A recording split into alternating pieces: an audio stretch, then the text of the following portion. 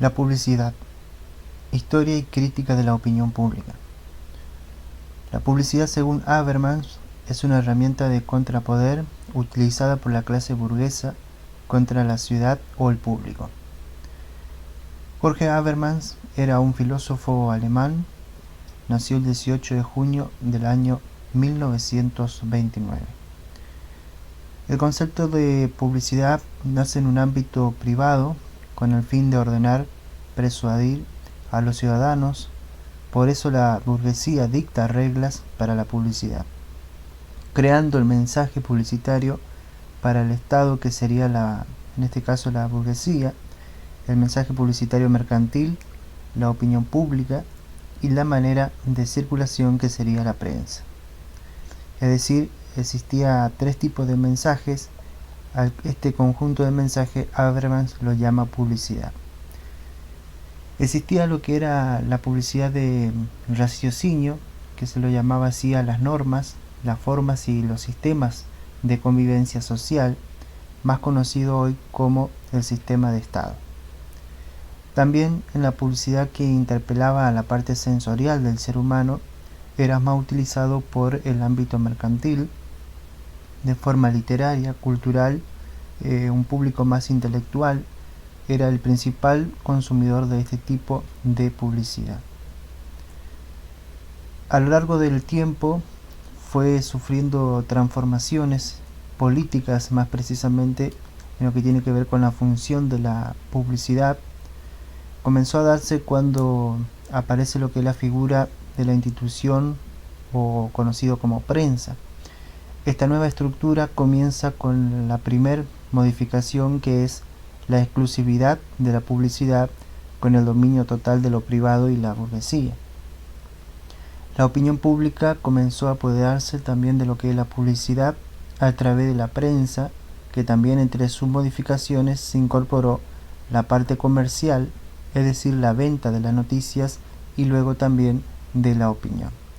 Es decir, que con la aparición de esta nueva figura llamada prensa, la publicidad deja de ser exclusivamente para la clase burguesa y también la masa tiene acceso a esta herramienta, y también los diferentes comercios comienzan a difundir sus mensajes publicitarios. Este apoderamiento popular de la prensa sobre la opinión pública tiene su máximo esplendor cuando surgen diversos medios en el cual los periodistas informaban según su juicio. Podemos decir que fue también el momento de máximo esplendor de la prensa independiente, por lo menos desde la clase burguesa. Estos medios contaban con los colaboradores, algunos eran financiados más adelante también por algunos pequeños políticos. La prensa le duró muy poco su tiempo de independencia, ya que la creación de las figuras de redactor y editor dio inicio a una nueva clase de burguesía que defendió sus intereses económicos e ideológicos, comenzando a utilizar la publicidad en contra de la opinión pública y en sus 13 dimensiones. A esto se le volvió a abrir las puertas a la clase burguesa clásica, es decir, la aristocracia, que a través de su poder económico, defendiendo sus intereses, comenzaron a utilizar a la prensa para difundir su mensaje publicitario y logrando sublevar al editor y muchas veces al redactor, o a veces a este mismo, solo acatando las nuevas normas, llevando su actividad a un simple recolector de mensajes publicitarios. La autonomía periodística o publicista del redactor es totalmente limitada en este contexto, que lamentablemente solamente se sometía a las normas del mercado.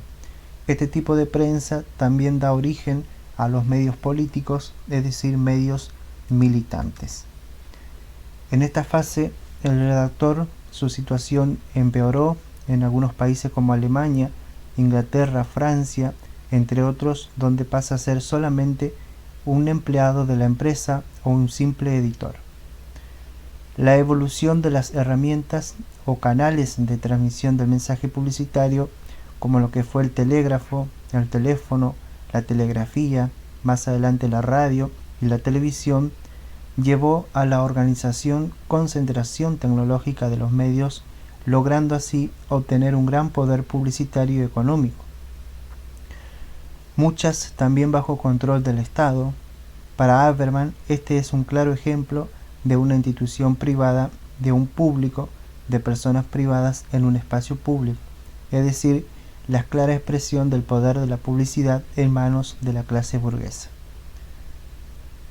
Pero este dilema da origen al reclamo publicitario, que no es más que una disputa entre poderes como el Estado contra la burguesa y toda la corriente mercantilista que busca dominar el espacio público institucional llamado prensa, con el objetivo de persuadir a las masas o la opinión pública, que muchas veces ante la disputa de estos poderes, incluyendo los intereses de estos grupos de empresas, en este caso de comunicación o conocida como prensa según lo calificaba Habermas, la opinión pública de un sector de las masas se presentaban en los medios que lograron justamente o se mantenían fuera de este sistema de mercado, es decir, aquellos medios pequeños que tal vez no eran parte de este sistema de mercadeo, o no eran financiados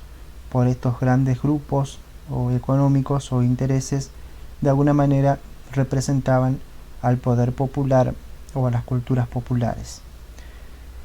En este mundo del mercado también surgen las agencias de publicidad, que funcionan como intermediario de codificación y elaboración de los mensajes publicitarios. Estas agencias también controlan a la prensa y medios en general. La propaganda comercial siguió profundizando su perfeccionamiento, creando un nuevo método o diseño del mensaje a través de la nueva figura de un nuevo programa llamado entretenimiento de masas, como una especie de pedagogía del consumo desde la infancia hacia la edad adulta. Vale mencionar que en la lucha y reclamo de la publicidad por todos los sectores se diferenciaba muy bien los mensajes publicitarios de la opinión, es decir, el reclamo limitaba y diferenciaba un anuncio con una opinión. Para estos anuncios se utilizaba una táctica llamada publicitario estelar y gráfico, utilizando estimulaciones psicológicas. La técnica Public Relation consistía en un instrumento como una campaña publicista atravesada por la subjetividad ideológica e intereses de la empresa comunicacional. Al consumidor final se le crea una falsa conciencia como algo colectivo o de interés general, obteniendo como resultado la formación de la opinión pública, además moldeada al mercado hacia un perfil casi perfecto para los intereses de la empresa. Normalmente esta técnica se emplea en montajes, en programas con escenas de falsas ejercicios dialécticos entre figuras con cierta autoridad o representatividad ante la opinión pública, es decir, programas falsos, debates falsos, donde en realidad todos están de acuerdo, pero intentan plantear un debate donde trata que la gente tome opinión favorable para uno u otro. Esta transformación funcional del principio de la publicidad en el siglo XX se desarrolló en un congreso alemán de sociología, donde se trata la opinión pública como un tema. En este momento se registró científicamente fenómenos sintomáticos del cambio político en función de la publicidad. Comenzó a verse al periodismo como un activo vehículo de publicidad tanto para organizaciones públicas como políticas y sociales o empresas privadas. En este cambio comienza lo que es la supremacía de la public relation por encima de la publicidad clásica, es decir, programas de entretenimientos donde se vendían diferentes productos, entre ellos ideologías, pensamientos o productos y marcas.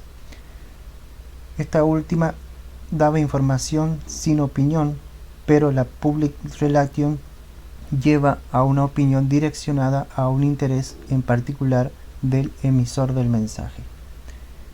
Esto atenta contra el principio de la libertad de publicidad porque la burguesía estatal toma prestada lo que es el espacio público de grandes empresas de comunicación privadas, además del crecimiento de diferentes actores sociales como las organizaciones que también utilizan el producto periodístico. La libertad publicitaria básicamente se ve afectada porque la burguesía comienza a dirigir, producir, comercializar y distribuir el mensaje. Podemos decir que se daba como mensaje único, perdiendo por completo el sentido original con el que nació la publicidad. Recordemos que se trata de una herramienta en contra del poder, que en este caso sus creadores, los burgueses, pasaron a ser los poderosos y los consumidores sin un lugar donde expresar su realidad o hacer uso de la publicidad. Las organizaciones sociales llevaron o encontraron otro método publicitario a través de movimientos, protestas, con el fin de obtener un lugar dentro del espacio público llamado prensa. Una vez logrado, comenzaba un proceso de negociación entre poderes e intereses. Se daba el regateo de negociación, algo que antes solamente se consiguió a través del Parlamento del Estado.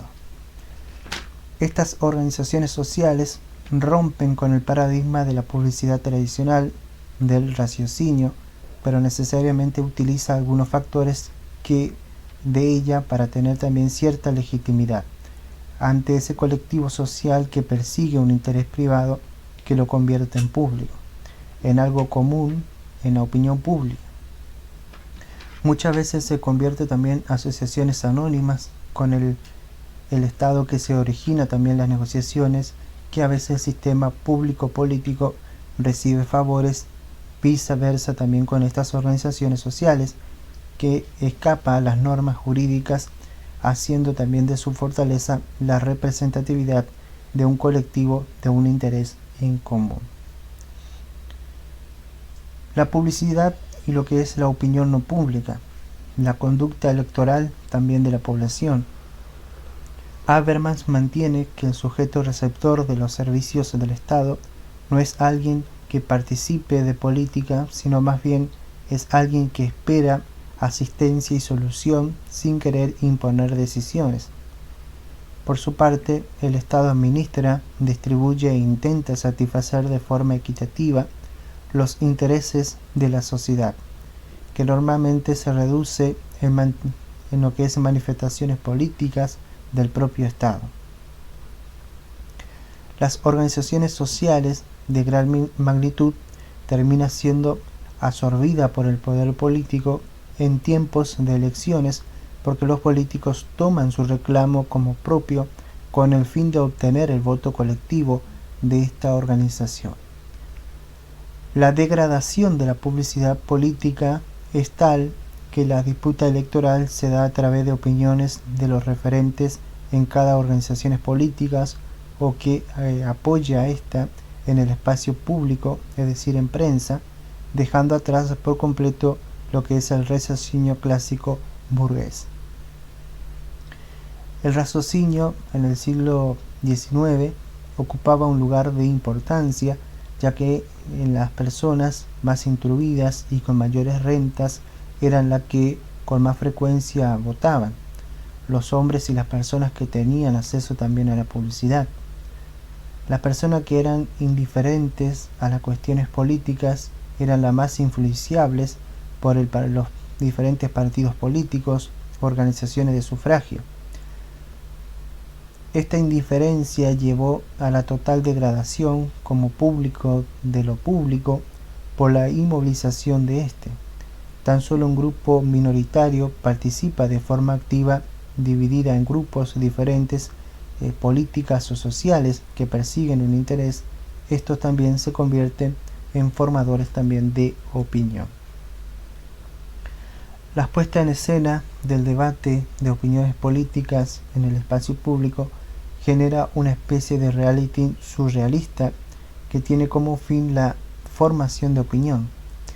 Ante esta necesidad de los espacios políticos y organizaciones sociales, surge la propaganda política y lo que es el marketing político. Diversos estudios realizados luego de la Guerra Mundial marca que se ha profundizado lo que es las propagandas políticas, en manos de especialistas, desplazando a los clásicos agitadores políticos. También los estudios muestran su efectividad cuando se estimula a través de la cultura y lo que es psicológicamente, utilizando como herramienta estos dos factores mencionados para generar un producto publicitario político temporal, teniendo en cuenta el contexto de estos dos factores para su consumo. La relación entre lo que es la publicidad fabricada y la opinión pública se verifica a través de sondeos en la sociedad, luego de haber transcurrido un tiempo de la circulación de la propaganda, demostrando resultados favorables, pero al mismo tiempo genera una presión interna en los políticos porque para mantener su nivel de popularidad debe satisfacer necesidades reales de la sociedad.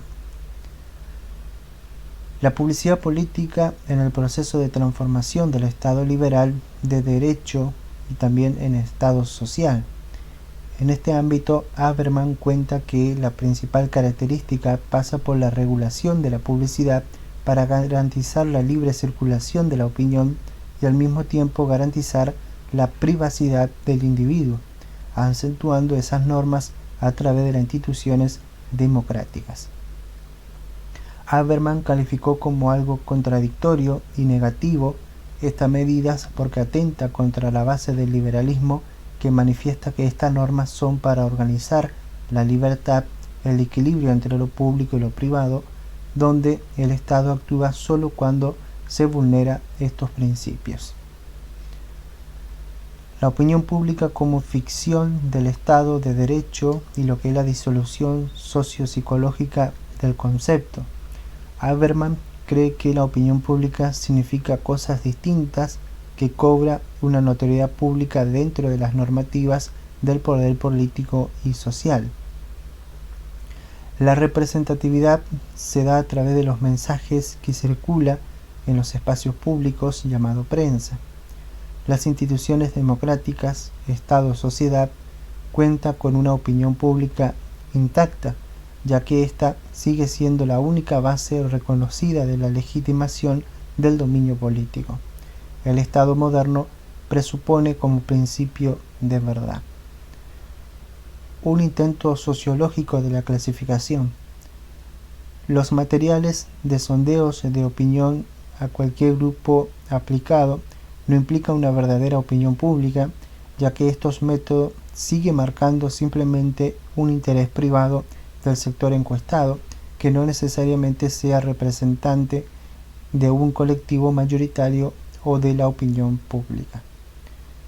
La opinión pública para Habermas es una ficción creada por diferentes sectores que defienden intereses, y la opinión no pública, él cree que actúa como algo mucho más plural y nutrido por diferentes aspectos, por opiniones no formales, personales, y la opinión pública muchas veces está emitida o representada por instituciones públicas o voces autorizadas y formalizadas según el grado de responsabilidad de la sociedad por parte de quien lo emite. Esto es lo que es publicidad y la opinión pública según Habermas.